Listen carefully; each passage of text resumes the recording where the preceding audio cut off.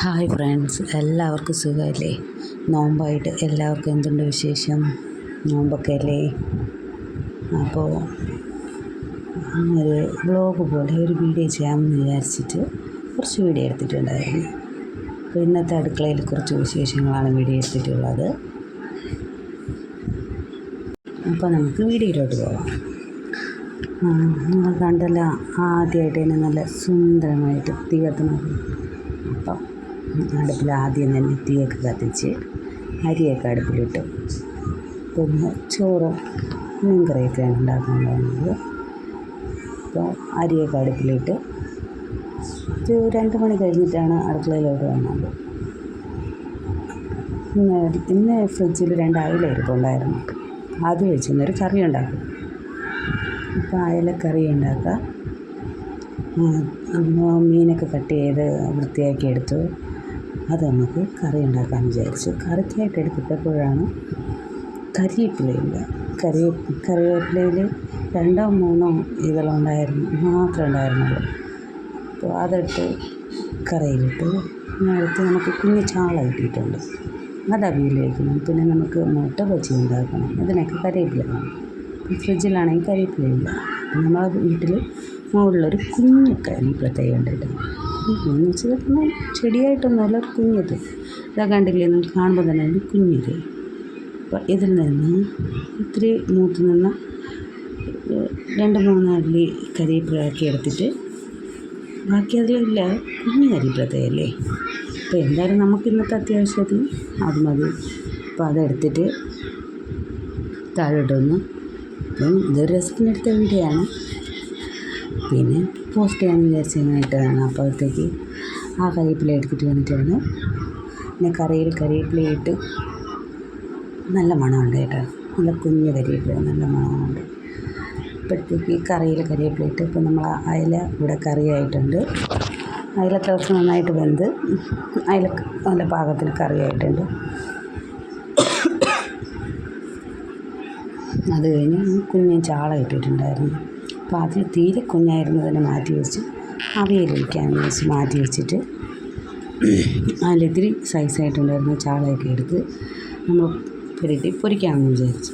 അപ്പോൾ പൊരിക്കാൻ വേണ്ടി പുരട്ടാൻ അത് മഞ്ഞൾപ്പൊടിയും മുളക് പൊടിയും അങ്ങനെ വേറെ ഒരുപാട് മസാല ഒന്നും ചേർക്കാതെ വെറും മഞ്ഞൾപ്പൊടിയും മുളക് പൊടിയും ഉപ്പും മാത്രം ചേർത്ത് ചാളയൊക്കെ ഒന്ന് മസാല ചേർത്ത് വെച്ച് പുരട്ടിയൊക്കെ വെച്ച്, എന്നിട്ട് അത് പൊരിക്കാനെടുത്ത്.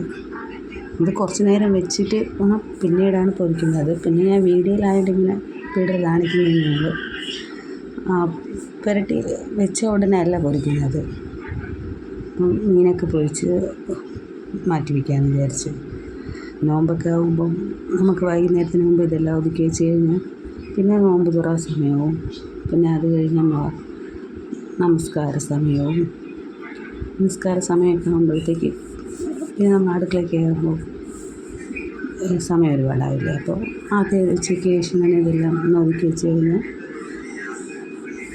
കുഴപ്പമില്ലല്ലോ എന്ന് വിചാരിച്ച് അല്ലെങ്കിൽ നമ്മൾ ഈ മിക്കവാറും ചോറൊക്കെയാണ് വയ്ക്കണമെങ്കിൽ നോമ്പായാലും ഉച്ചയ്ക്ക് എല്ലാം സെറ്റ് ചെയ്ത് വയ്ക്കും.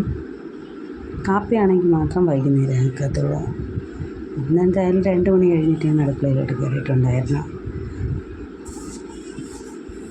അപ്പോൾ എല്ലാം മീനൊക്കെ കട്ട് ചെയ്ത് വെച്ചിരുന്നതുകൊണ്ട് വേറെ ജോലിയില്ലായിരുന്നു. അപ്പോൾ ചാളയൊക്കെ പൊരിച്ചെടുത്തു. അതിൽ കൂടി കുഞ്ഞു ചാള ഉണ്ടായിരുന്നെന്ന് പറഞ്ഞില്ലായിരുന്നു, ഇതാണ് കേട്ടോ കുഞ്ഞു ചാള. ഒരു കുറച്ച് തേങ്ങ അരച്ചിട്ട് നല്ല എരിവൊക്കെ ചേർത്ത് അവിയൽ വയ്ക്കാൻ വെച്ചു. അതിൽ തക്കാളിയൊക്കെ അരിഞ്ഞിട്ട് കരിവേപ്പിലയൊക്കെ ഇട്ട് അത് അവിയലിന് വരവ് വെച്ചു. അത് അവിയലിന് വരപ്പിൽ വെച്ചതിന് ശേഷം ഫ്രിഡ്ജിൽ നോക്കിയപ്പം അത്യാവശ്യം മലക്കറി ഇരിപ്പുണ്ട്. നോമ്പ് സമയമാകുമ്പോൾ നമുക്കിങ്ങനെ ഒരുപാട് കറിയൊക്കെ വെച്ച് കഴിഞ്ഞാൽ തീരത്തില്ല. നമ്മൾ രാത്രി ഒരു നേരമല്ലേ എടുക്കത്തുള്ളൂ. പിന്നീട് കാപ്പി അങ്ങനെ എന്തെങ്കിലും കഴിക്കാൻ തോന്നില്ല.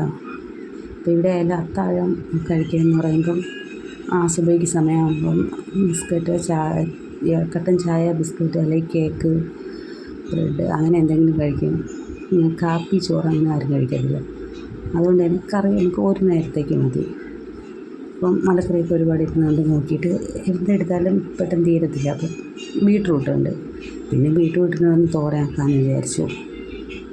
അപ്പോൾ ബീട്രൂട്ടിനെ ചേർത്ത് നമ്മൾ ബീട്രൂട്ട് തോരൻ വയ്ക്കുമ്പോൾ അതിൽ കുറച്ച് സവാള ഇവിടെ ഇടും. എല്ലാവരും അങ്ങനെ സവാള ചേർക്കാറില്ല, ചിലർ വെറും പച്ചമുളക് മാത്രം ചേർത്തിട്ടായിരിക്കും ഉണ്ടാക്കുക. നമ്മൾ കുറച്ച് സവാള ഇവിടെ ചേർത്ത് തോരനാണ് ഉണ്ടാക്കുക. എല്ലാവരും അങ്ങനെയാണെന്ന് എനിക്കറിയത്തില്ല, ഞാൻ നമ്മളെ വീട്ടിൽ ഉണ്ടാക്കുന്നതാണ് പറഞ്ഞു. തോരൻ വെച്ചപ്പോഴത്തേക്കാണ് തേങ്ങ കഴിഞ്ഞിട്ടുണ്ടായിരുന്നു കേട്ടോ. തേങ്ങ തീർന്നാണ് കുറച്ച് തേങ്ങ ഉണ്ടായിരുന്നുള്ളൂ. അപ്പോൾ പിന്നെ അതിട്ടിട്ട് തന്നെ നമുക്ക് തോരൻ സെറ്റ് ചെയ്തെടുത്തു. തോരനൊന്ന് ഒതുക്കി അടച്ച് മൂടിയൊക്കെ വെച്ചിട്ട് പിന്നെ നമുക്ക് നോമ്പ് തുറക്കി വെള്ളം കലക്കണ്ടേ. കുറച്ച് വെള്ളമൊക്കെ കലക്കി ഫ്രിഡ്ജിൽ കൊണ്ടുവയ്ക്കാമെന്ന് വിചാരിച്ചിട്ട് ടാങ്ക് പൊടിയൊക്കെ കലക്കി അത് ഒന്ന് സെറ്റ് ചെയ്ത് ഫ്രിഡ്ജിൽ കൊണ്ടുവയ്ക്കാം. അല്ലെങ്കിൽ ഫസ്റ്റ് വന്നിട്ട് വെള്ളം കലക്കി ഫ്രിഡ്ജിൽ കൊണ്ടുവയ്ക്കും. എന്നാലിപ്പം താമസിച്ചായിരുന്നു. ഇപ്പോൾ വെള്ളമൊക്കെ കലക്കി വെച്ചിട്ടുണ്ടായിരുന്നു. പിന്നീടാണ് ഞാനൊരു തണ്ണിമത്തൻ കൊണ്ടുവന്നിട്ടുണ്ടായിരുന്നു. നമ്മൾ കട്ട് ചെയ്ത് വെച്ചിട്ട് നോമ്പിന് കട്ട് ചെയ്ത് കഴിക്കാൻ കണക്കിനാണ് എടുക്കുക. പക്ഷേ ഇന്ന് മത്തങ്ങ അത്യാവശ്യം ഇങ്ങനെ ഉടഞ്ഞു പോയ പരുവത്തിലായിരുന്നു. അപ്പോൾ അരിഞ്ഞ് വയ്ക്കുന്നതായിട്ട് കുത്തി ഉടച്ചെടുക്കാമെന്ന് വിചാരിച്ചിട്ട് നമ്മളത് കരണ്ടിയിട്ട് കുത്തി ഉടച്ചെടുത്തിട്ടുണ്ടായിരുന്നു. നോമ്പ് തുറക്കുന്നപ്പോൾ ജ്യൂസ് ആയിട്ട് കുടിക്കാൻ എടുക്കാമെന്ന് വിചാരിച്ചു. അത് കഴിഞ്ഞ് നമ്മൾ വൈകുന്നേരം ചായക്കടിയായിട്ട് മുട്ട ബജി ഉണ്ടാക്കാമെന്ന് വിചാരിച്ചു. മുട്ട ബജിക്കായിട്ട് കടലമാവ്, മുളക് പൊടി, വലിയ ജീരകം, ഒരു നുള്ളു മഞ്ഞൾപ്പൊടിയും ഉപ്പും കായവും ഒക്കെ ചേർത്ത് മാവൊന്ന് മിക്സ് ചെയ്തെടുത്തതിന് ശേഷം ആവശ്യത്തിന് വെള്ളം കുറേശ്ശെ ചേർത്ത് മിക്സ് ചെയ്തെടുക്കുക. അത് മാറ്റി വയ്ക്കാം. ഞാൻ ഇതൊരു അടുപ്പിൽ തന്നെ ചായക്ക് വെച്ചിട്ടുണ്ടായിരുന്നു കേട്ടോ. അപ്പോൾ ഇതിൽ കരിവേപ്പില ഇല്ലാത്തത് കൊണ്ട് എല്ലാത്തിലും കരിവേപ്പില ലേശം കുറേശ്ശെ ഇട്ടിട്ടുള്ളത്. അല്ലെങ്കിൽ നമ്മളായിട്ട് കരിവേപ്പില എല്ലാത്തിലും അത്യാവശ്യം കരിവേപ്പിലൊക്കെ ഇട്ടിട്ടാണ് ഉണ്ടാക്കുക. ഒന്ന് കരിവേപ്പില കുറച്ച് എടുത്ത് അപ്പം എല്ലാത്തിലും കുറച്ച് കരിവേപ്പില ഇട്ടിട്ടുള്ളൂ. അപ്പം നമ്മൾ ബജിക്കുള്ള മാവ് ഇവിടെ റെഡി ആയിട്ടുണ്ട്. നമുക്ക് ബജി ഉണ്ടാക്കാം. ബജി ഉണ്ടാക്കാനായിട്ട് ഒരു ഇരുമ്പ് ചട്ടിയിൽ കുറച്ച് എണ്ണ ഒഴിച്ച് അതടുപ്പിൽ വെച്ചിട്ടുണ്ട്. അതിലോട്ട് മുട്ട ബജിയാണ് മുട്ട ഉണ്ടാക്കുന്നത്. ഒരു മുട്ട 4ആയിട്ട് കട്ട് ചെയ്തിട്ട് കുഞ്ഞായിട്ട് വയ്ക്കുമ്പോൾ രസമായിരിക്കുമല്ലോ. അപ്പോൾ അങ്ങനെ കുഞ്ഞായിട്ടാണ് പൊരിച്ചെടുക്കുന്നത്. ഇപ്പുറത്ത് തന്നെ ചായയും തിളയ്ക്കുന്നുണ്ട്. ഇപ്പോൾ ഏകദേശം മണി 5:15 കഴിഞ്ഞിട്ടുണ്ടായിരുന്നു. 5:30 അടുപ്പിച്ചായി. അപ്പോൾ ഇതൊക്കെ സെറ്റായി വരുമ്പോഴത്തേക്ക് നമുക്ക് നോമ്പ് തുറക്ക് ബാങ്ക് വീഴുന്ന സമയമാവും. അപ്പോൾ ഏകദേശം ഇതാ ബജിയൊക്കെ ഒരു സ്റ്റെപ്പ് ബജി എടുത്തിട്ടുണ്ട്. ഇതാ നോമ്പ് തുറക്കേണ്ട സമയമായി. എല്ലാം മേഖലയുടെ പുറത്ത് കൊണ്ട് വെച്ചിട്ടുണ്ട്. ഇന്നങ്ങനെ ഒരുപാട് വിഭവമൊന്നും ഉണ്ടായിരുന്നില്ല. ചായക്കടി തീരെ ഒരുപാട് നമ്മളെ പള്ളിയിൽ നിന്ന് വാങ്ങിയ കഞ്ഞി ഉണ്ടായിരുന്നു. അത്യാവശ്യം നമ്മൾ നോമ്പ് തുറക്കുള്ള എല്ലാം ഉണ്ട്. അപ്പോൾ ഇതെല്ലാം കൂട്ടി നമ്മൾ നോമ്പൊക്കെ തുറന്നു. അത് കഴിഞ്ഞ് നമസ്കാരമൊക്കെ കഴിഞ്ഞിട്ടാണ് നമ്മൾ ഫുഡ് കഴിക്കാൻ വരുന്നത്. നമസ്കാര സമയമൊക്കെ കഴിഞ്ഞ് കുറച്ച് ഇതൊക്കെ കഴിഞ്ഞിട്ട് രാത്രി 9 മണി കഴിഞ്ഞിട്ടാണ് ചോറെല്ലാവരും കഴിക്കുക.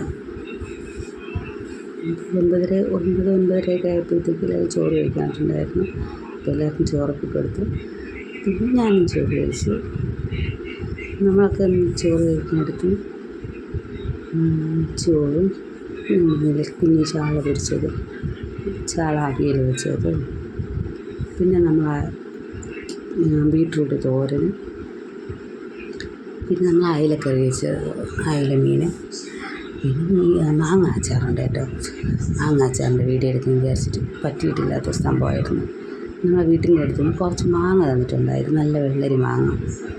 അപ്പോൾ അതൊന്ന് അച്ചാറിട്ട് വെച്ചിട്ടുണ്ടായിരുന്നു. ഇന്നലെ കിട്ടിയതാട്ടോ. അപ്പോൾ ഇന്നലെ അച്ചാറിട്ടപ്പോൾ വീഡിയോ എടുക്കുമെന്ന് വിചാരിച്ചതാണ്, പക്ഷെ നടന്നില്ല. പിന്നെ അതൊക്കെ കൂട്ടി ചോറൊക്കെ കഴിച്ചു. അപ്പോൾ ഇന്ന് ഇത്രയേ ഉള്ളൂ. Thank you for watching.